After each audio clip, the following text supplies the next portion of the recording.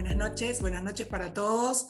De parte del doctor Gerardo Vitureira y de mi parte les agradecemos a todos acompañarnos esta noche en la cuarta charla de la jornada de formación médica continua de la Sociedad de Ginecología del Uruguay. Para mí es un honor presentar a la doctora Mónica Lichtenstein, quien no ha asistido a alguna de sus charlas sobre sexualidad, sobre la infancia, la adolescencia. La verdad que yo siempre la he disfrutado mucho a la doctora Mónica Lichtenstein cuando da sus conferencias y de todo lo que ella nos aporta.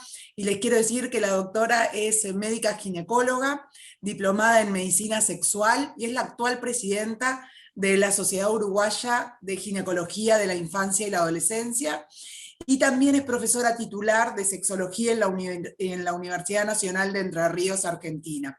Ella vive en Paysandú y así mismo se hace tiempo para estar siempre con nosotros, presente en casi todas las jornadas que tocan estos temas que ella es especialista.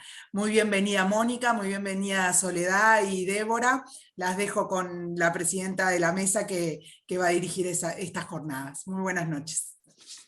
Muchas gracias Natalia, muchas gracias por tu cálida bienvenida. Siempre es un gusto estar con todos los que están presentes en este momento, pero es un gusto también estar con la SGU, que ha decidido este año hacer este tipo de actividad con todas las sociedades hijas, en las cuales todos podemos compartir los saberes de todos.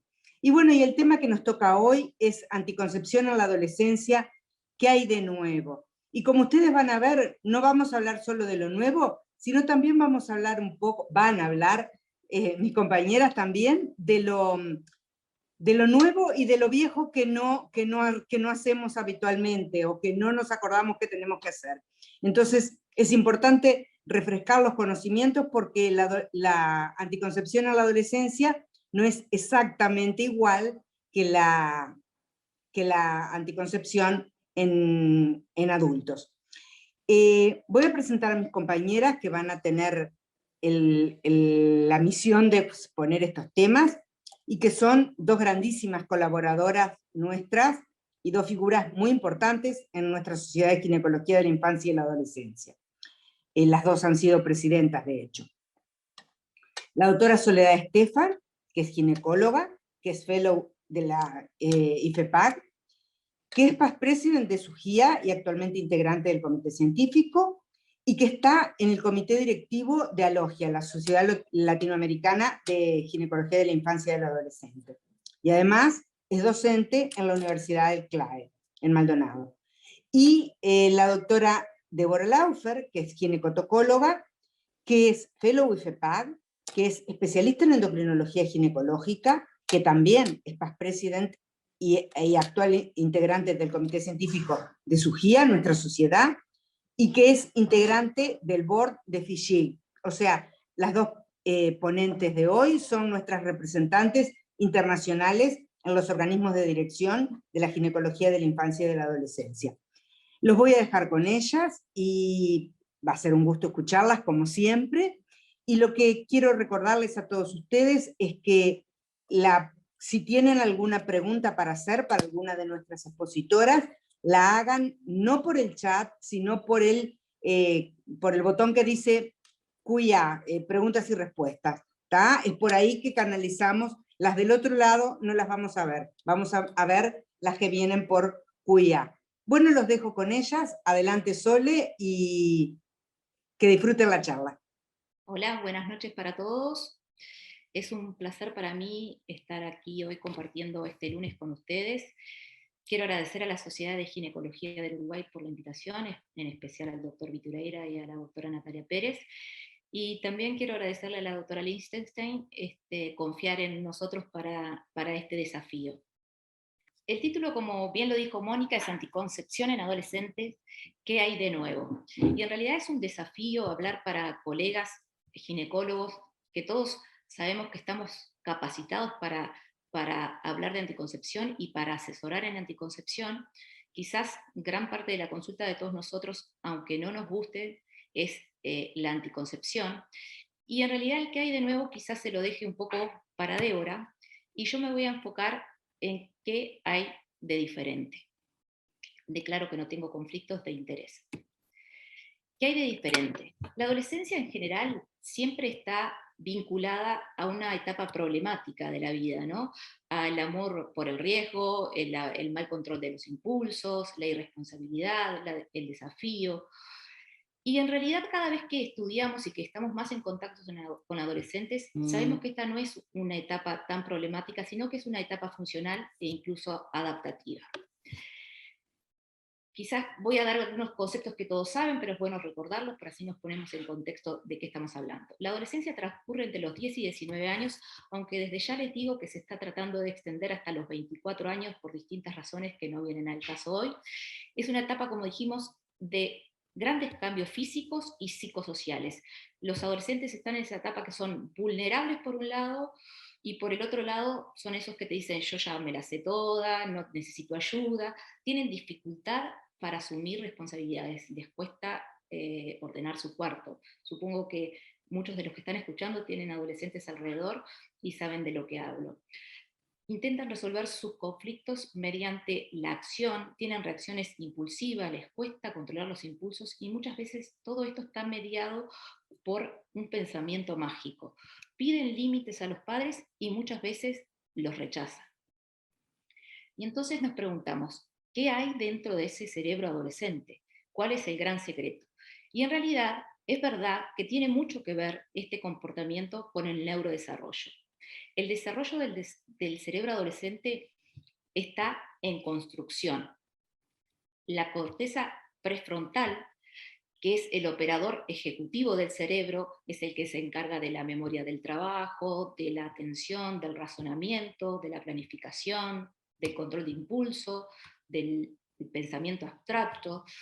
Esa zona del cerebro está un poco más lenta en el desarrollo en el adolescente y se va a completar recién alrededor de los 20 años, como vemos en estas imágenes de resonancia magnética. ¿Y qué es lo que concomitantemente pasa? El sistema límbico está más desarrollado. Como ven acá, la amígdala está más precocemente desarrollado y la corteza prefrontal viene por debajo. Acá estaría el adolescente. La amígdala, el sistema límbico, es la encargada de que nosotros tengamos todas las recompensas inmediatas, esas que nos hacen llegar a conductas de riesgo en busca de un premio, en busca de sensaciones importantes. Y lo que pasa es que esto está más desarrollado y la corteza prefrontal no es capaz de inhibir esto. Por eso los adolescentes en parte tienen este comportamiento.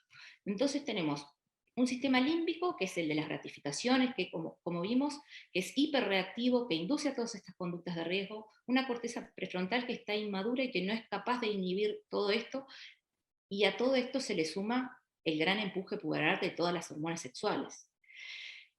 ¿Qué también pasa en este momento? Que hay una gran poda sináptica literal. Desaparecen algunas conexiones que no están del todo activas, o sea que no se asombren si mandaron a aprender latín a sus adolescentes y no recuerdan nada. Y empieza también a mielinizarse la corteza prefrontal, y esto hace que los adolescentes tengan mayor estabilidad emocional, que puedan realizar procesos complejos, que puedan tener tareas y pensamientos abstractos. ¿Por qué? Porque la corteza prefrontal es la encargada de todas las funciones cognitivas más complejas.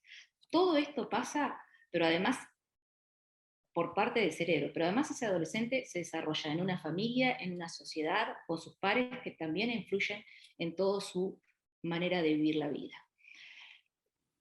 En ese tránsito de toda esa plasticidad cerebral y de todas esas nuevas cosas que les pasan a nivel físico, a nivel emocional, a nivel cerebral, están expuestos a ciertos riesgos en salud sexual y reproductiva, que es por lo que estamos hoy reunidos aquí. ¿Qué sucede? Tenemos una pata floja, que es la insuficiente educación sexual que existe en nuestro país. Persisten mitos de todos tipos y colores, que vienen desde los profesionales a los familiares, a los amigos. Tienen relaciones monogámicas, por esto, pero secuenciales, por esto que dijimos del placer inmediato. Quizás una relación de amor y de profundo enamoramiento no les dura más de 3 meses, pero prontamente vuelven a confiar en el amor y a tener otra relación nuevamente. El inicio de las relaciones sexuales es precoz, pueden tener relaciones que son no previstas, espaciadas, y además comienzan a consumir alcohol y otras sustancias que los desinhiben y los llevan a tomar malas decisiones. Todo esto en un marco en el cual tienen una deficiente utilización de los métodos anticonceptivos. ¿Qué resulta de esto? El embarazo no intencional en las adolescentes que tanto no queremos. Entonces, ¿qué podemos hacer? ¿Qué hemos hecho? Es muy importante que a nivel del país existen los llamados espacios adolescentes. Son espacios en los que los adolescentes tienen un equipo multidisciplinario que los puede contener, que los puede atender, si bien no hay en todos los lugares, en la mayoría de los lugares públicos y privados existen, y si bien no es como quisiéramos que haya horarios amplios en los cuales puedan acceder fácilmente, estos espacios existen y son muy importantes a la hora de la salud sexual y reproductiva.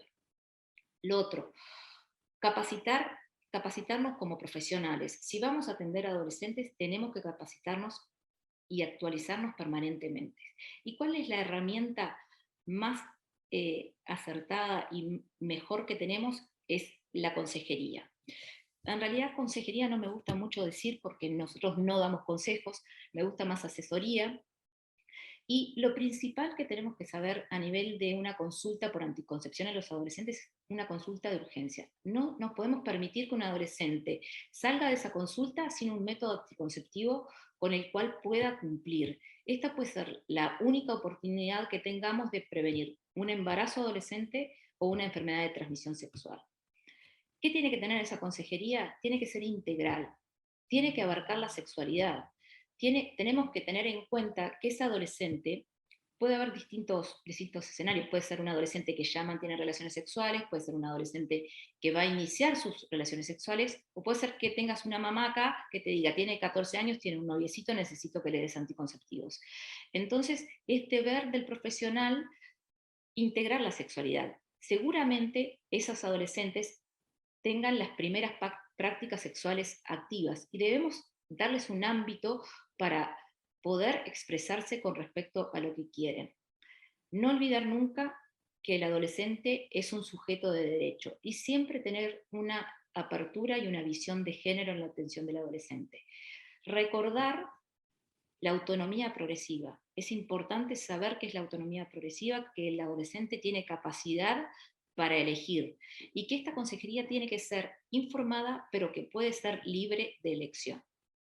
La información, como verán, hemos hablado de muchas cosas, la información tiene que ser lo más clara posible, tampoco tenemos que matarlos con información, porque si para los adultos es dificultoso, imagínense con ese cerebro que está en esa plasticidad, abarcar tantos conocimientos es complicado. Tener una escucha activa, o sea, escuchar de dónde vienen, por qué, cuándo, cómo, eso es importantísimo, les va a dar una seguridad y quizás es muy importante escuchar y no decidir por ellos, porque si el profesional elige el método anticonceptivo que él considera más adecuado, seguramente el 80% de los adolescentes no va a cumplir con ese método anticonceptivo. Y otra cosa fundamental para los adolescentes es asegurarle la confidencialidad de la consulta. ¿Qué debemos informar? Debemos informar sobre los métodos.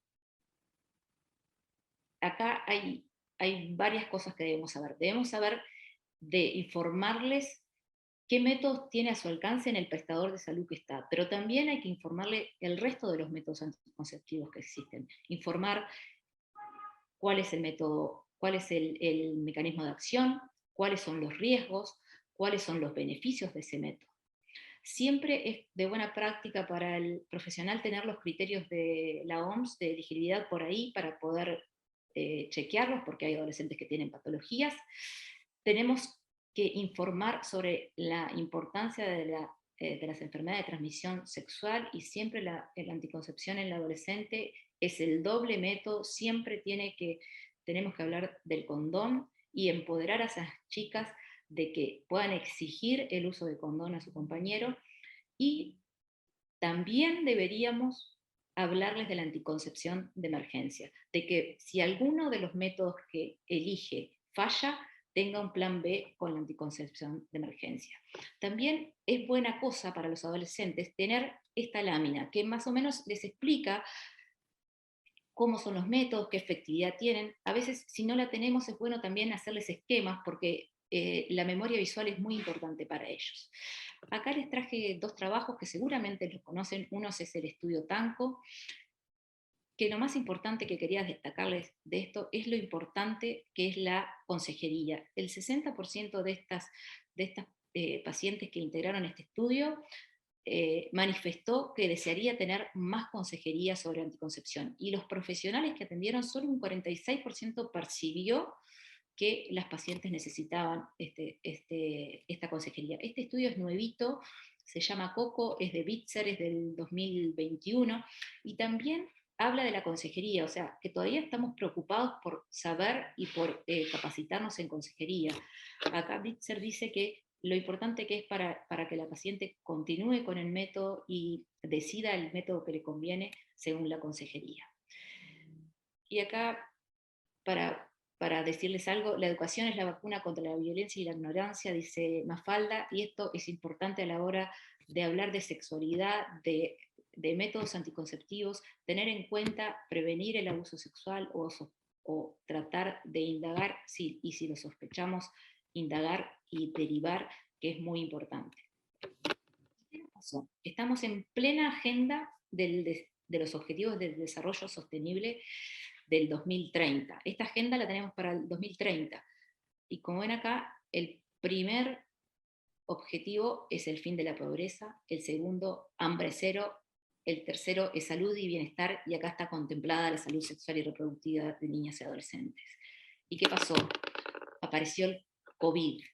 Y esto, hay números que no los traje, no pude encontrarlos, no pude acceder a los números uruguayos de cómo se resintió los servicios de salud sexual y reproductiva y la atención a los adolescentes, pero sí sabemos que ha impactado a los adolescentes en forma especial, y eso lo tenemos que tener en cuenta. Entonces, vivir con COVID. Todas las organizaciones mundiales salieron a llamar a los gobiernos a que los servicios de salud sexual y reproductiva no pueden discontinuarse y la atención debe asegurarse. ¿Qué pasó? No lo sabemos. Y ahora voy a hablar un poquito de métodos de larga duración. Todos sabemos lo que son los métodos de larga duración, los métodos reversibles de larga duración.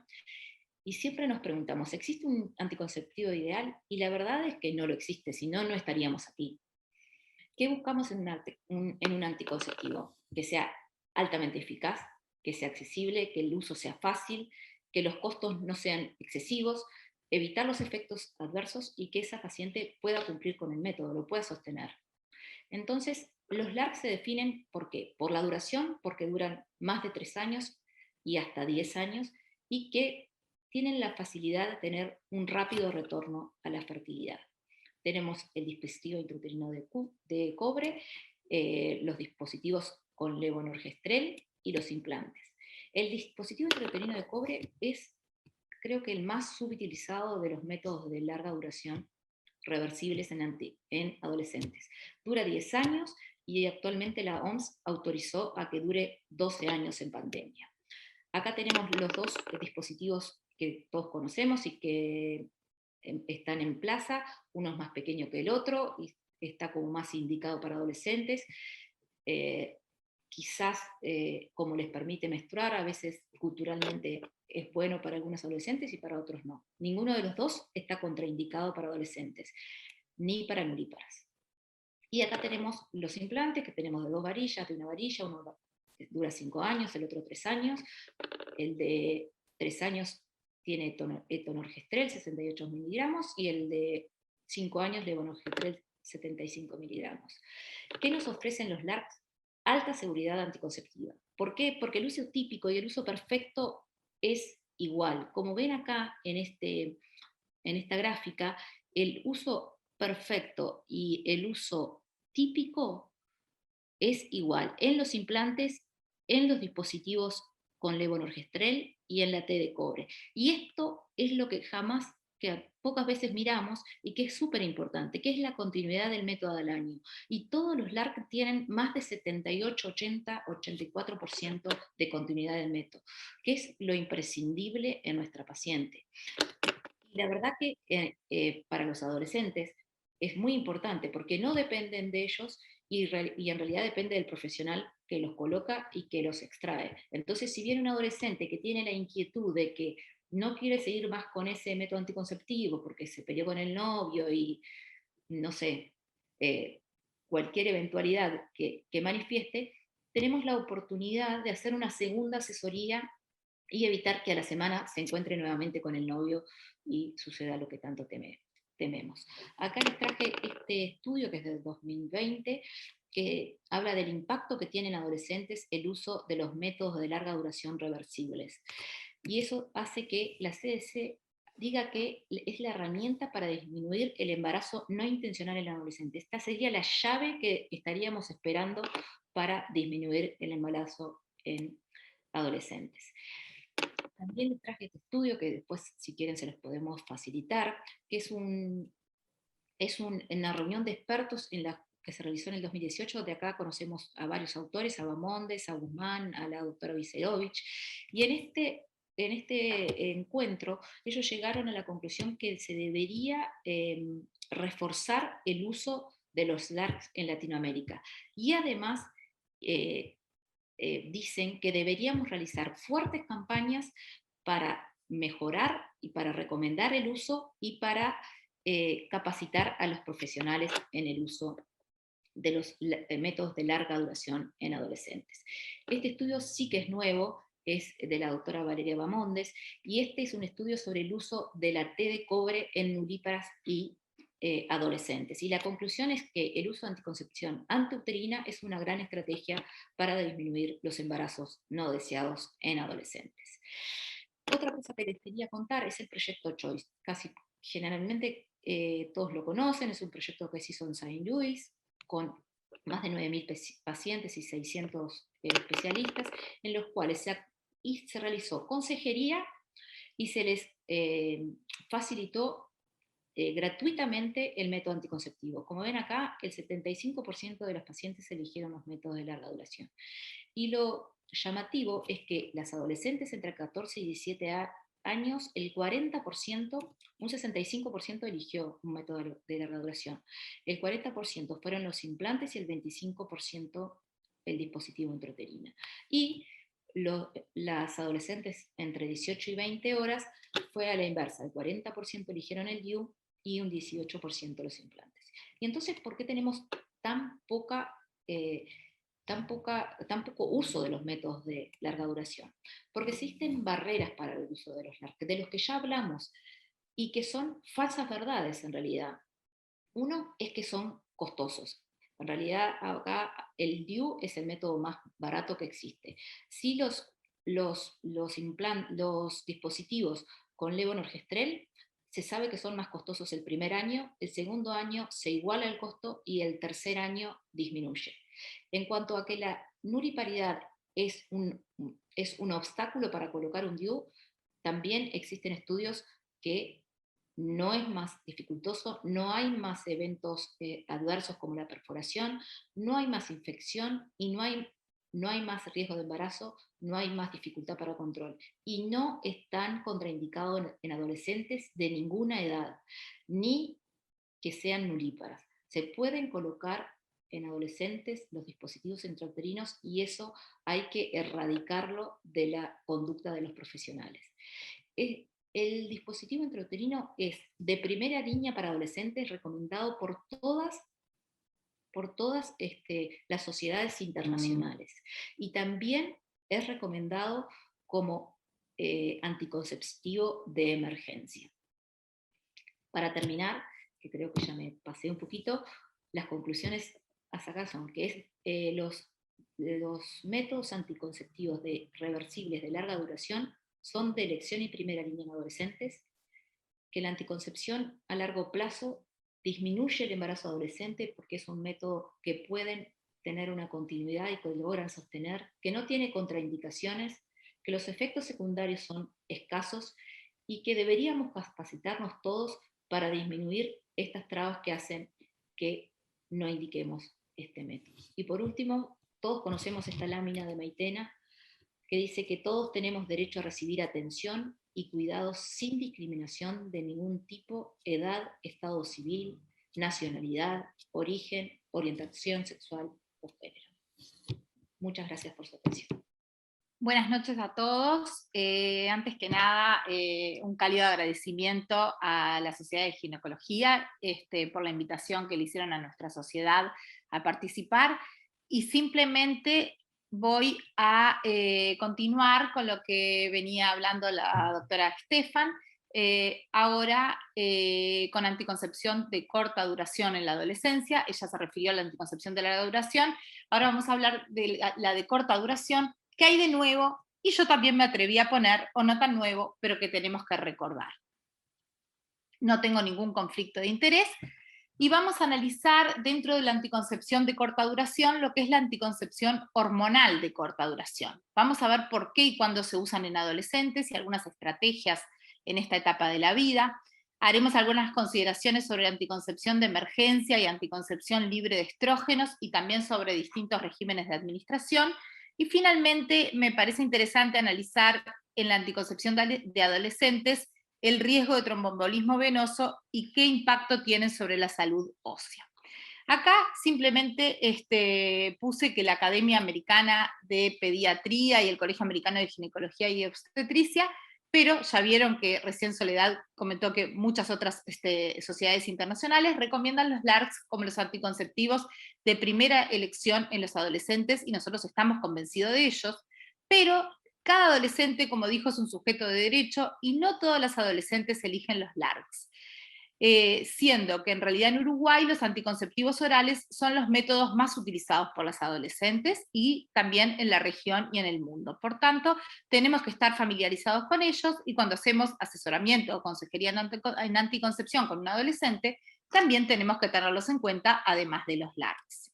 En realidad, la anticoncepción hormonal en la adolescencia es un traje a medida para cada adolescente, según sus características, y para cada etapa de la adolescencia, que, como mismo estuvo explicando también Soledad, es diferente en cuanto al desarrollo cerebral, a sus inquietudes, a sus necesidades, y así también va a ir variando los métodos anticonceptivos que puedan utilizar en las distintas etapas. Y la adecuada consejería, cuando vamos a hablar de un método hormonal, tendrá que tener en cuenta las contraindicaciones, porque por supuesto no tenemos que hacer iatrogenia, los efectos secundarios, que como vamos a estar analizando, hay algunos que pueden ser tolerados bien por un adolescente y no así por otra, y los efectos beneficiosos no anticonceptivos, que son los que muchas veces nos van a llevar a elegir un método u otro para un adolescente cuando hacemos asesoramiento, y que vamos a ir también analizando en el correr de esta charla, siempre, como dijimos, respetando los derechos sexuales y reproductivos de las adolescentes. Y no puedo continuar, aunque ya la doctora Estefan lo mencionó, sin decir que el doble método es el que elegimos siempre el adolescente, y a cualquier método hormonal que vamos a analizar a continuación, tenemos que asociarle el preservativo, porque tenemos que, en toda consulta por anticoncepción o por lo que fuera, tenemos que estar previniendo las infecciones de transmisión sexual en esta etapa de la vida, que son tan vulnerables los adolescentes por todo lo que ya se dijo, y empoderar a esa adolescente en el uso del preservativo femenino, masculino o cual fuera, y preservar su salud sexual y reproductiva. La edad por sí sola en realidad no constituye una razón médica para contraindicar un método hormonal en la adolescencia. Y si existe alguna patología, iremos a utilizar los criterios de elegibilidad de la OMS, como lo hacemos en las mujeres adultas. Pero a continuación de esta charla nos vamos a referir a adolescentes sanas, sin patologías ni necesidades especiales, que en realidad son la mayoría de las adolescentes que vemos en el día a día en la consulta. Sabemos que la anticoncepción hormonal tenemos aquellas que combinan estrógenos y gestágenos, y algunas que son solamente de gestágenos. Ni que hablar que en la anticoncepción combinada la más usada es la vía oral, pero no hay que olvidar las otras vías, los inyectables, la vía transdérmica con los parches, o la intravaginal con el anillo vaginal. Y entre los que tienen solo gestágenos, vamos a hablar ahora después de la anticoncepción de emergencia, de los métodos de larga duración ya se refirió la doctora Estefan. Vamos a hablar también de los que se utilizan por vía oral, y solo mencionarles que la Depo-Provera es una anticoncepción solo de gestágenos que se utiliza por vía intramuscular, con la cual, si bien en algunos medios se usa mucho en adolescentes, nosotros no contamos aquí en nuestro medio. ¿Qué hacemos antes de iniciar una anticoncepción hormonal? Una correcta y adecuada historia clínica. En la anamnesis tenemos que interrogar si existen antecedentes familiares de trombofilia, sobre todo, o de alguna patología importante, o de cánceres genitomamarios, y también antecedentes personales de trombofilia, de cáncer, o de otras patologías crónicas o ingesta de fármacos, porque todas estas cosas podrán contraindicarnos algún método hormonal que querramos elegir. Y luego tenemos que saber cuáles son las características de los ciclos, cómo son las menstruaciones, si tiene o no dismenorrea, porque ahí acudiremos a los efectos beneficiosos no anticonceptivos al momento de elegir un método u otro.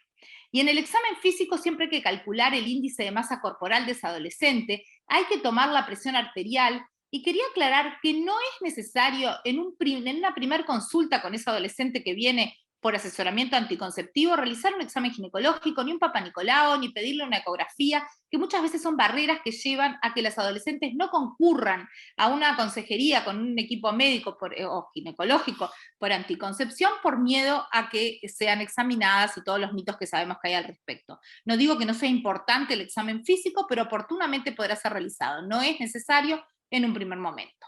Tampoco está indicado ningún examen paraclínico previo, ni tampoco hacer un screening de rutina de trombofilia en un adolescente sano. Ni que hablar que si surge de la historia clínica o del examen físico la probabilidad de una patología, se harán los estudios correspondientes, las consultas con especialistas, previo a iniciar cualquier tipo de anticoncepción hormonal. Y siempre que existan patologías, iremos a los criterios de elegibilidad de la OMS, como ya dijimos. Las contraindicaciones ustedes todos la conocen, pero me quiero detener un momento en la hipertensión arterial, porque hay adolescentes que nunca se han tomado la presión arterial y que no tienen diagnóstico, y por eso les comentaba que es importante realizar la toma de presión arterial en la consulta por anticoncepción. También lo de trombofilias lo hemos mencionado, y las migrañas es otro elemento, otro síntoma o patología frecuente y cada vez más de ver en las adolescentes, y que tiene que ser valorado antes de iniciar un método hormonal. Y saber que además muchas de las contraindicaciones son para los anticonceptivos combinados que contienen estrógenos, y no así para los que contienen gestágenos. De los efectos beneficiosos es importante detenernos a hablar, porque la dismenorrea en la adolescente es bien frecuente, condiciona una disminución en lo que tiene que ver con la calidad de vida de las adolescentes, y tiene, como también todos sabemos, es causa de ausentismo escolar y de disminución del rendimiento escolar. Por lo tanto, si nosotros podemos tratar la dismenorrea en un adolescente que viene a consejería por anticoncepción, eligiendo un método que le sea beneficioso, estamos haciendo un gesto bien importante. El sangrado uterino anormal de causa funcional también es bien frecuente de ver en esta etapa, porque los ciclos sabemos que muchos de ellos son anovulatorios, pueden cursar con anemia, y los anticonceptivos hormonales tienen la característica de disminuir tanto la cantidad de sangrado menstrual como la duración de las menstruaciones y tratar este tipo de alteraciones, tanto como las alteraciones en los ciclos que también vemos en esta etapa de la vida y que muchas veces alteran lo que es la tranquilidad o la calidad de vida también de las adolescentes y que podemos mejorarlas. El acné, dentro de los elementos de hiperandrogenismo, es otro elemento que al adolescente le afecta en su autoestima y que sabemos que mejoran francamente también con algunos compuestos hormonales, especialmente los que tienen efecto antiandrogénico como la ciproterona, el dienogest o la drosperinona, y debemos recurrir a ellos cuando un adolescente quiere anticoncepción y además tiene acné, aunque lo diga o aunque nosotros lo encontremos al examen en la paciente que nos está consultando. Y no menos importante, el hipoestrogenismo, y acá hablamos especialmente de los trastornos de conducta alimentaria, las pacientes con anorexia, que si tenemos que elegir un método anticonceptivo, para ellas vamos a elegir uno especialmente que tenga estrógenos y tratemos ese hipoestrogenismo que tan deleterio es en esta etapa de la vida. Acá simplemente para recordarles, dismenorrea, alteración del ciclo y acné, debemos tratarlas con efectos beneficiosos no anticonceptivos cuando estamos ante un adolescente que viene a consultar por anticoncepción y tiene cualquiera de estas cosas. Pero sabemos que la tasa de falla en las adolescentes que usan anticonceptivos orales llega al 10-15%. Es realmente mayor que en las mujeres adultas, y esto se debe a una falta de continuidad y de adherencia al método por muchas características que por suerte la doctora Estefan ya se adelantó y se las comentó y no tengo que detenerme.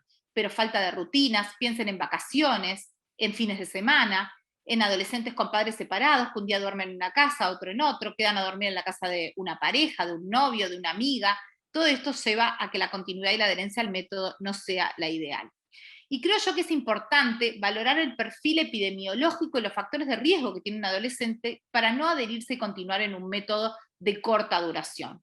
Y acá me refiero a las adolescentes de los medios más vulnerables, de familias disfuncionales, en general menores de 15 años, con menores niveles educativos, y quizás acá tenemos que pensar y repensar si realmente un método de corta duración es para ellas o debemos tratar de que utilicen un LARC en estos casos. Pero en otras tenemos estrategias para que podamos mejorar el uso de anticonceptivos orales o de otra anticoncepción hormonal de corta duración en las adolescentes. La más comúnmente utilizada por las adolescentes son las aplicaciones en los dispositivos móviles, donde pueden programar alarmas recordatorias y que les ayudan en gran manera a recordar, por ejemplo, la toma del anticonceptivo oral. Por otra parte, nos gustan mucho más las presentaciones de 28 comprimidos, o como vamos a ver después los regímenes extendidos en algunos casos, frente a las presentaciones de 21 comprimidos, porque sabemos que luego de los días libres de la toma del anticonceptivo oral, existe muchas veces el olvido de comenzar un nuevo paquete. Vamos a analizar ahora lo que es el Quick Start. Ya también mencionó la doctora Estefan la importancia de explicarles claramente, y en el caso acá del que me estoy refiriendo yo, por ejemplo, cómo utilizar un anticonceptivo de corta duración, cómo debe tomar un anticonceptivo oral, y sobre todo referirnos a los efectos colaterales que pueden aparecer, y en especial quiero detenerme en lo que es el spotting, que aparece tan frecuentemente en el inicio de la toma de anticonceptivos, y que hay que explicarles que es frecuente, que es transitorio y que además es inocuo, no le va a perjudicar en nada de su salud y que no debe discontinuar el método. Y no menos importante es que el equipo de salud paute con esa adolescente un control en 2-3 meses luego del iniciado el método, primero para valorar adherencia, tolerancia y saber que podemos tener que realizar cambios, ya sea en la composición del método hormonal que elegimos o cambiar de método. No se olviden que nosotros estamos iniciando métodos muchas veces en pacientes que no han utilizado antes métodos anticonceptivos, y tener que cambiar el método no es un fracaso, y tenemos que explicárselo así a las adolescentes. Y por otro lado, estas consultas a los 2-3 meses también les da un apoyo por parte del equipo de salud a esa adolescente en la continuidad de su método. Ya se dijo claramente que la anticoncepción en la adolescencia es una urgencia y como tal debemos atenderla siempre que el adolescente venga a consultar por anticoncepción, pero quería comentarles lo que es el Quick Start, quizás todos ustedes lo conocen, y quiere decir simplemente que el adolescente consulta por anticoncepción y se va con el método de esa consulta, ya sea con el implante colocado, con el DIU inserto o con el método de corta duración iniciado, con el anticonceptivo que lo inicia el mismo día, o el parche, o el anillo, o lo que sea que vaya a iniciar ese adolescente. Quiere decir que no nos importa el momento del ciclo en que esté el adolescente, sino que lo va a iniciar en ese mismo momento, por supuesto siempre descartando el embarazo, y asociando, ni que hablar 7 días de métodos de barrera, aunque nosotros dijimos que el método de barrera tenemos que reforzarlo y asociarlo siempre. Simplemente saber que si consultan los primeros 5 días del ciclo, podrá comenzar el método sin problema, asociando esos 7 días obligatorios de barrera, y si se han transcurrido más de 5 días desde la fecha de última menstruación, previo a iniciar el método se realizará un gravidotest, y si el mismo es negativo, puede iniciar el método, con la salvedad que le interrogaremos si tuvo una relación sexual sin protección y estamos en los plazos correspondientes, haremos previamente una anticoncepción de emergencia y luego comenzará el método. Y esto es importante porque mantiene la motivación en comenzar el método. Quizás si le decimos que lo empiece en la próxima menstruación, estamos perdiendo una oportunidad, en el medio puede haber un embarazo no deseado, o simplemente cuando llegue su próxima menstruación ya se le fue la motivación para empezar el método y continúa sin tener precauciones, sin utilizar métodos anticonceptivos. Y me voy a detener entonces unos momentos a hablar de la anticoncepción de emergencia, y como concepto quiero dejarles que es una segunda oportunidad en la adolescente que ha fallado algo para evitar el embarazo adolescente o la interrupción voluntaria del embarazo. Todos ustedes la conocen. La inserción de un DIU dentro de los 5 días que sigue una relación sexual no protegida es un método de alta eficacia, que además ya queda ese adolescente con un método de larga duración. La anticoncepción hormonal también ya la conocen, el método de Juspec y el levonorgestrel. Son métodos que pueden utilizarse 72 horas posteriores a la relación sexual no protegida. El levonorgestrel nosotros preferimos siempre en la adolescencia usar la única dosis de 1,5 miligramos, porque estamos evitando que ese adolescente se olvide la segunda dosis o por algún motivo no la reciba. Y me voy a detener en el acetato de ulipristal, que también ya lo conocen, pero que ahora lo tenemos accesible en nuestro medio, que es por una toma única de 30 miligramos, y tenemos una ventana de 5 días en lugar de 72 horas luego de la relación sexual no protegida para administrarlo, siendo además más eficaz en adolescentes obesas, en mujeres obesas en general, pero tenemos una alta incidencia entre los adolescentes de sobrepeso y obesidad, y además tiene una mayor eficacia incluso para inhibir la ovulación, incluso aunque se haya producido el pico del LH, por lo tanto, una herramienta muy a tener en cuenta muy útil en las adolescentes. Y la mifepristona, que en realidad no está disponible en nuestro medio para este uso de anticoncepción de emergencia. Pero el concepto que quiero que tengan es que no hay contraindicaciones para la anticoncepción de emergencia, ni siquiera si tiene patologías, porque estamos hablando de algo que se va a utilizar en forma ocasional, no continua, y que además debe recibirla toda aquella adolescente que tenga una relación sexual no protegida, que se haya roto un preservativo, que haya utilizado en forma incorrecta un anticonceptivo oral o otro método de corta duración, y ni que hablar si hubo un abuso sexual. Y que no debemos perder la oportunidad, cuando hacemos asesoría o consejería en anticoncepción, de hacerles conocer a los adolescentes esta anticoncepción de emergencia y fomentar a su uso ante cualquiera de las eventualidades que hemos mencionado anteriormente. Y otro concepto es que hay que recibirla lo más precozmente posible, porque la eficacia es difícil de predecir en la anticoncepción de emergencia, depende del momento del ciclo en que se reciba, pero es claro que cuanto más próximo a la relación sexual no protegida se utilice, más eficaz va a ser el método. Ahora quiero hablar alguna cosa nueva sobre anticoncepción libre de estrógenos. Ya se habló en los distintos LARCs y también en la anticoncepción de emergencia, y voy a referirme a la anticoncepción libre de estrógenos por vía oral. En realidad es una opción, una herramienta más para las adolescentes que no pueden recibir estrógenos por las contraindicaciones que hablamos al inicio.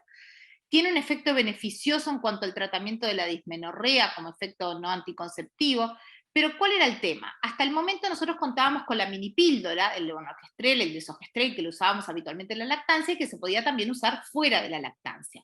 El tema es que fuera de la lactancia tienen estas minipíldoras menor eficacia, lo cual conlleva horarios muy estrictos para la ingesta y además un patrón de sangrado subóptimo con spotting o ciclos irregulares, todo lo cual hacía que las adolescentes realmente no lo aceptaran demasiado como método anticonceptivo fuera de la lactancia. Pero últimamente, y fíjense esta publicación de enero del 21, existe lo que es una revolución de las progestinas y realmente se están postulando como un método anticonceptivo libre de estrógenos por vía oral muy promisorio.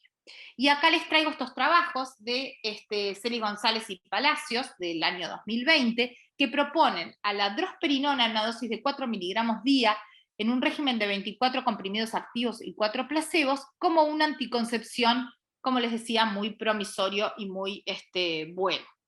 No contamos todavía en nuestro medio, pienso que contaremos a la brevedad con este anticonceptivo, que tiene propiedades, la drosperinona, antigonadotrópicas, por lo tanto una alta eficacia anticonceptiva, también antimineralocorticoides, antiandrogénica y antiestrogénica, con una eficacia que es comparable con los anticonceptivos combinados, y tiene una tasa, en estos trabajos dicen nula o por lo menos muy baja, de efectos colaterales cardiovasculares y en especial tromboembolismo venoso, con un patrón de sangrado favorable a diferencia de lo que ocurría con la minipíldora. Entonces fuimos a ver qué pasa con esta presentación de drosperinona de 4 miligramos en los adolescentes. Y no hay mucha bibliografía aún publicada, porque les decía que es de reciente introducción en la clínica y aún, por ejemplo, en nuestro medio no lo tenemos, pero sí se sabe que en este estudio se incluyeron en fase 3 un N de 111 adolescentes entre 12 y 19 años. En realidad se hizo un seguimiento a 6 ciclos, ni que hablar que el N es pequeño y el seguimiento a corto plazo, pero en este lapso no se encontraron embarazos ni efectos adversos de tromboembolismo venoso ni otros.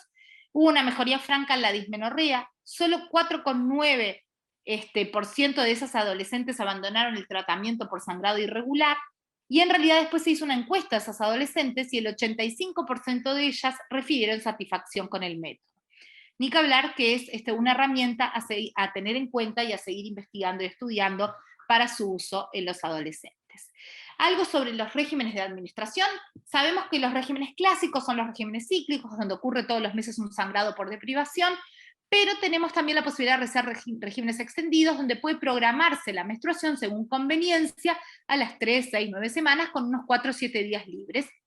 Y lo importante es que no afecta la eficacia anticonceptiva, así que sería una herramienta válida para las adolescentes. Podrá usarse por causas médicas o por causas sociales. En causas ocasionales,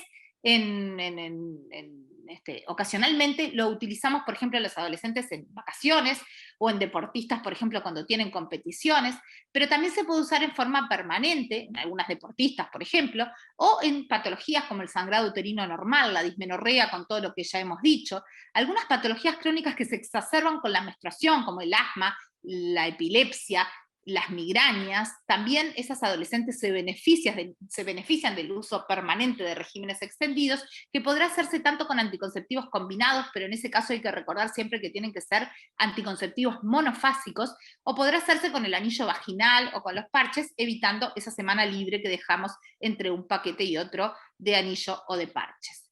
Y aquí les traje otra novedad que no está tampoco disponible en nuestro medio, pero fíjense que existen, nosotros conocemos el anillo vaginal de uso mensual, pero ya está aprobado un anillo vaginal de uso anual, y esto sí que es un régimen extendido, y que a mí me parece que puede ser promisorio también para nuestras adolescentes, porque hay estudios observacionales que dicen que los regímenes extendidos tendrían mayor continuidad en las adolescentes que los regímenes cíclicos. Por supuesto, esto es para continuar investigando, porque no hay demasiada evidencia, pero son cosas que podemos llevarnos para seguir pensando e investigando. Y cuando vamos a administrar una hormona, un régimen hormonal anticonceptivo a un adolescente, resulta que las adolescentes y sus familias tienen miedos, tienen mitos que nosotros debemos derribar en la consulta médica, ni que hablar en cuanto a la eficacia, y al adolescente le interesa también, por ejemplo, si va a ganar peso con ese método.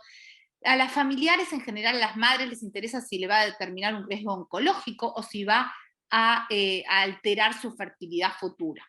Pero también hay interrogantes, hay cuestionamientos, hay cosas que nos preocupan y que debemos seguir investigando al equipo de salud, y es por eso que me voy a detener en los que nos preocupa al equipo de salud. Por razones de tiempo no podemos analizar todo, que es el riesgo de tromboembolismo venoso, que si bien es muy poco frecuente, conlleva riesgo vital y por lo tanto nos preocupa, y por eso debemos seguir investigando al respecto, y cómo afecta la densidad mineral ósea a los anticonceptivos hormonales, porque quienes vemos mujeres en todas las etapas de la vida, sabemos que cuando las vemos en climaterio, con osteopenia u osteoporosis, estamos llegando tarde, y que es importante prevenir desde la niñez y la adolescencia. Empezando un poco y algunos aspectos sobre lo que tiene que ver en la adolescencia con la anticoncepción hormonal y el riesgo tromboembólico, en realidad la anticoncepción hormonal en adolescentes tiene un bajo riesgo de tromboembolismo venoso. Solamente un 4x2 por 10.000 usuarias adolescentes de anticonceptivos orales por año es lo que encontré en estudios observacionales sobre este tema de anticoncepción y riesgo de tromboembolismo venoso. Y el riesgo, por supuesto, es mucho menor que la adolescente que se embaraza o está cursando un puerperio. Ni que hablar que se incrementa cuando hay historia familiar o personal de trombofilia, y por eso dijimos que a esas adolescentes hay que estudiarlas previamente. Con las que tienen obesidad también tienen mayor riesgo de tromboembolismo venoso, y por eso dijimos que hay que pesarlas y tallarlas en la primera consulta por anticoncepción, y ni que hablar fomentar hábitos de vida saludables. Y otro elemento importante a tener en cuenta es que el riesgo de tromboembolismo venoso es máximo, si bien es mínimo en general, en los primeros 6-12 meses de uso. Y tenemos que recordar dos cosas. Primero, que nosotros muchas veces estamos iniciando por primera vez anticoncepción en la adolescencia, anticoncepción hormonal, o sea que estamos incurriendo en ese riesgo. Y además, por las características del adolescente, porque se peleó con el novio, porque se aburrió, por lo que fuera, tiene la característica el adolescente de dejar el método y recomenzarlo al tiempo, y nosotros tenemos que explicarle y evitar esos dejar y comenzar, esos descansos que estamos incurriendo siempre en el riesgo como si fuera la nueva usuaria. El levonorgestrel es el gestágeno con menor riesgo trombótico, el valerato de estradiol es menos trombogénico que el etinilestradiol. En realidad en los parches transdérmicos está poco estudiado el riesgo trombogénico, y en el anillo vaginal pareciera ser que es un poco menor que en los anticonceptivos orales por la menor circulación periférica de estrógenos. Sin embargo, tanto los parches como el anillo vaginal estarían evitando el primer paso hepático y por lo tanto comprometerían menos los factores de la coagulación. Acá les quise traer otra cosa que pienso que hay de nuevo, no en especial con las adolescentes, pero a tenerlo en cuenta en futuro para las adolescentes también, que son investigaciones en fase 3, con un estrógeno natural que ya es conocido desde hace años, pero que ahora, que es el estetrol, que ahora combinado con la drosperinona parecería ser una nueva propuesta anticonceptiva, con menor riesgo trombótico que aquellos que tienen etinilestradiol, con la misma eficacia por supuesto, y con un patrón de sangrado que sería mejor que aquellos con valerato de estradiol, que sabemos que a veces conllevan amenorrea, que algunas, sobre todo adolescentes y mujeres, no lo viven con mucho entusiasmo por el miedo a estar embarazadas. Esto no está estudiado en adolescentes, les aclaro que se está en fase 3, pero me pareció interesante traerlo. Para ir terminando con lo que es el riesgo de tromboembolismo venoso, saber que el riesgo de trombosis es muy bajo en las adolescentes que reciben anticonceptivos orales, según este review que fue publicado por Woods en el 2016, si bien, fíjense ustedes, 1 cada 4 adolescentes a los 19 años en algún momento ha recibido algún tipo de anticonceptivo oral o anticoncepción hormonal, y sin embargo el riesgo de trombosis es muy bajo. Pero también en este review dicen que no hay evidencia suficiente, porque la mayoría de los estudios sobre anticoncepción hormonal y riesgo de tromboembolismo venoso en realidad excluyen a las adolescentes. Y otro aspecto que se destaca en este review es que la cascada de la coagulación difiere en la adolescencia de lo que es en la edad adulta, y por lo tanto no podemos extrapolar todas las conclusiones de las adultas para la población adolescente. Por lo tanto, tenemos que seguir investigando. Y para ir terminando, algunos conceptos sobre qué pasa con la anticoncepción hormonal en la adolescencia y la salud ósea. Sabemos que la adolescencia es un periodo crítico para la salud ósea, que ocurre un crecimiento importante, remodelación del hueso y de la microarquitectura de ese hueso, y la ganancia del pico de masa ósea, que es aproximadamente a los 18 años. Y hay un periodo que es crucial, que es entre los 6 y 12 meses posteriores al estirón puberal, que estamos hablando perimenarca, que hay que tener especial cuidado. Y hay distintas hormonas involucradas en lo que tiene que ver con la mineralización del hueso, como es la hormona de crecimiento y la IGF-1, estrógenos, progesterona y andrógenos. ¿Y qué es lo que pasa? La anticoncepción hormonal puede alterar estas hormonas y así alterar la adquisición del pico de masa ósea. Lo que sí se sabe es que en mujeres adultas el uso de anticoncepción hormonal no tiene impacto ni negativo ni positivo sobre la salud ósea. Pero sin embargo, estudios observacionales en adolescentes evidencian un efecto negativo en la densidad mineral ósea, en especial en los 3 primeros años que siguen a la menarca. Les aclaro que estos estudios observacionales fueron hechos con anticonceptivos con dosis de estrógenos de etinilestradiol de 20 microgramos. No fueron hechos con estudios con 30 microgramos de etinilestradiol. Y también vamos a ver que hay quienes prefieren los regímenes extendidos en cuanto al impacto de masa ósea que los regímenes cíclicos. Y entonces les muestro este estudio publicado, un estudio randomizado multicéntrico, donde se valoró el impacto en la densidad mineral ósea en columna lumbar en adolescentes luego de 12 meses de uso de anticonceptivos orales. Y entonces se hicieron 3 grupos. Uno en el que se usó en forma extendida el anticonceptivo oral, otro en el que se usó en forma cíclico, y un tercer grupo de adolescentes que eran no usuarias y serían el grupo control, con un N interesante de 829 adolescentes entre 12 y 18 años, y concluyen que las adolescentes que usaron regímenes extendidos no tuvieron cambios en la densidad mineral ósea, y fueron iguales sus mediciones que las no usuarias. Sin embargo, las que tuvieron un uso cíclico sí vieron afectadas en forma negativa su densidad mineral ósea con respecto a las del uso extendido o de las de no usuarias. Pero tenemos que aclarar que este estudio tiene sus cuestionamientos. En primer lugar, no todas las adolescentes eran de la misma edad, y en las distintas etapas de la adolescencia la ganancia de masa ósea es diferente, pero fíjense ustedes lo que acabo de recuadrar acá. En realidad, si bien en ambos se utilizó etinilestradiol y levonorgestrel, las dosis no fueron las mismas, y quizás acá el impacto negativo en la densidad mineral ósea tuvo que ver en el uso cíclico más con la dosis de etinilestradiol que con el régimen de administración. De todas formas, se requiere mayor evidencia científica y estudios randomizados para sacar conclusiones sobre qué formulaciones tenemos que usar, sobre qué dosis son las mejores y qué esquemas de administración serían los más convenientes, así como saber que si existe un efecto negativo, si este es reversible o no al suspender el método anticonceptivo. Con la evidencia que tenemos hoy, simplemente nosotros recomendamos usar anticonceptivos con 30 microgramos de etinilestradiol, y especialmente tener esto en cuenta cuando hablamos de menores de 15 años, y lo de regímenes extendidos ya dijimos que tiene sus cuestionamientos, pero hay quienes los utilizan como más convenientes. Bueno, Como conclusiones y para ir terminando, la anticoncepción hormonal combinada en distintas vías de administración es segura y eficaz en la mayoría de las adolescentes, siendo que la vía oral es la más usada. Los efectos beneficiosos, como hemos visto a lo largo de esta charla, muchas veces son los que nos llevan a elegir uno u otro método. Hay que conocer ciertas estrategias para la mejor adherencia y continuidad en los métodos de corta duración, que es realmente un problema en la adolescencia. La consulta por anticoncepción en la adolescencia dijimos y repetimos que es una urgencia y promovemos el uso del Quick Start. La anticoncepción libre de estrógenos es una opción para adolescentes que no puedan o no quieran recibir estrógenos. Los métodos hormonales se podrán administrar en regímenes cíclicos o regímenes extendidos, ya sea en forma ocasional o en forma permanente, por distintas razones.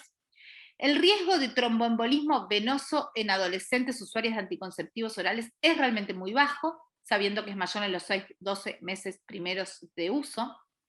Y si bien la anticoncepción hormonal no parece afectar la masa ósea en la adolescencia, hacen falta más estudios en cuanto a dosis o regímenes de administración más convenientes para evitar este efecto, si es que lo existiera.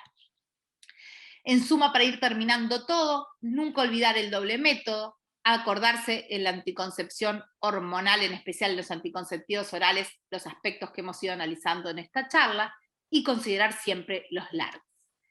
Y siempre, ¿qué tenemos que hacer? Empoderar al adolescente en cuanto a su derecho a la anticoncepción. La anticoncepción es su derecho y es su oportunidad en la educación, es su oportunidad en el futuro, y en realidad es nuestra responsabilidad también. Como equipo de salud y como sociedad, evitar el embarazo adolescente es nuestra responsabilidad. Muchas gracias. Muchas gracias a mis compañeras por estas dos brillantes exposiciones que hicieron. Realmente espero que todos las hayan disfrutado como las disfruté yo, que hayan aprendido, que hayan entendido que estamos manejándonos muchas veces con mitos. A mí me encantó cuando empecé a escuchar a las chicas hablar, pensar que cuando empezábamos nosotros, los que ya tenemos unos años trabajando en esto, hablar de anticoncepción en la adolescencia era todo un misterio, y lo único que decíamos, lo único que había que considerar era evitar el embarazo adolescente a toda costa. Ahora, en estas charlas, mis compañeras están hablando de objetivos de desarrollo sostenible, de derechos de los adolescentes, de derechos sexuales y reproductivos, de derechos humanos, de sexualidad placentera, que también hay que considerarlo en esto. Están hablando de los mitos que hemos trabajado hasta ahora, que los ginecólogos con más años siguen incluso convencidos de que están en lo correcto cuando hablan de hacer descansos, cuando hablan de las fechas de comienzo, el primer día de menstruación, cuando hablan de no colocar DIU en adolescentes. Y bueno, y yo me quedo con dos cosas para destacar. De Soledad, cómo destacó maravillosamente desde el punto de vista de la fisiología y de la neuroanatomía, las características especialísimas de nuestro público de trabajo, de nuestro público objetivo, y de Débora, que destacó los efectos beneficiosos no contraceptivos que también nos llevan a indicar anticonceptivos para ayudar en otro montón de aspectos a esta franja etaria de pacientes. Y después destacar lo nuevo, como son las DOP, los Pyrenon Only Pills dentro de las progestinas, el estetrol dentro de los estrógenos, y los anillos dentro de los LARC, los anillos anuales como métodos a largo plazo. Ahora entonces vamos a pasar a las respuestas, y algunas creo que ya están contestadas, porque lo que pregunta una amiga, que es, saludos, que es si existe contraindicación de los LARC con levonorgestrel en adolescentes con migraña. La pregunta era para Sole, Débora después lo aclaró, y sí, Sole va a la pregunta de la doctora Gómez, que dice si recomendás los DIU con plata. ¿Los DIU con plata? Sí. Los DIU de plata, que no tengan de cobre, plata, que tengan sí, plata. Los Sí. silver, ¿no? Sí, cualquier dispositivo intrauterino se puede colocar en un adolescente. No hay inconveniente. Bien. Creo que no se comercializan tanto, y la verdad que el dispositivo de cobre es baratísimo y está accesible en todas las instituciones públicas y privadas, gratis. O sea, no tendría una indicación especial, me parece, pero no está contraindicado. Bueno, recibimos después muchas felicitaciones que transmito a mis compañeras expositoras, porque la verdad que Gracias. se las merecen. Y lo que yo quiero recordarles, porque no puedo con el genio, porque como dice Natalia, siempre me escuchan hablar de lo mismo, es que algo que dijo Débora con referencia a la masa ósea, de no recetar anticonceptivos que contengan estrógenos de menos de 0,30 en general, cuando en muchos lados tenemos de 0,20 y cuando hay ginecólogos que todavía utilizan con 0,15, porque esto, además de la masa ósea, afecta la sexualidad, afecta la respuesta sexual, puede afectar el deseo, pero afecta además la morfología genital, puede provocar atrofia a nivel del epitelio vulvovaginal, con lo cual va a afectar la respuesta sexual de las pacientes. Perdónenme, pero eso es lo que yo hago siempre, entonces no puedo dejar de hablar de mis temas. Les agradecemos a todos habernos acompañado hoy y a la Sociedad Uruguaya de Ginecología este espacio que nos permitió estar con ustedes. Muchas gracias.